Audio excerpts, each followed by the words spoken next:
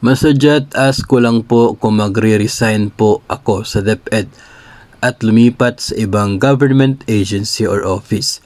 Hindi po ba mapuputol ang GSIS contribution ko? Magtutuloy-tuloy lang po ba siya? Mag 10 years pa lang po kasi ako sa DepEd. No, parang hindi ko na po kayang tapusin ang another 5 years to be entitled sa GSIS pension. Okay. So hindi lang naman po nangangahulugan na 15 years yung requirement para sa pension ay dapat sa iisang agency lamang. No, pwede po tayong mag-transfer from one government agency to another basta kay nanatili tayong miyembro ng GSIS.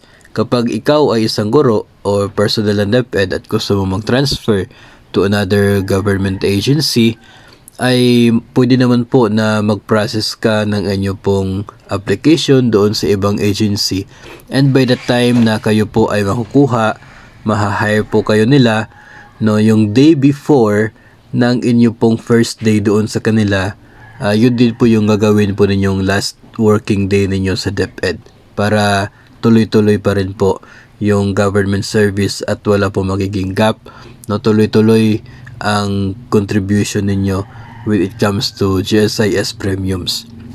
Ang mangyayari lamang po dyan ay transfer of agency ka, no?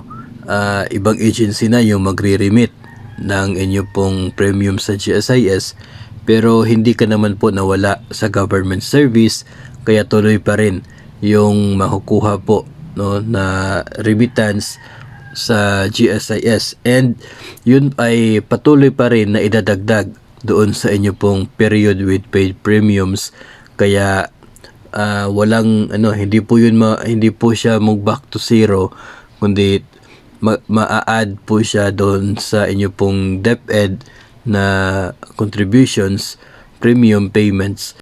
So if 9 or 10 years ka sa DepEd, idadagdag doon yung ilang taon din yung magiging serbisyo at premium payments mo sa GSIS from a different agency.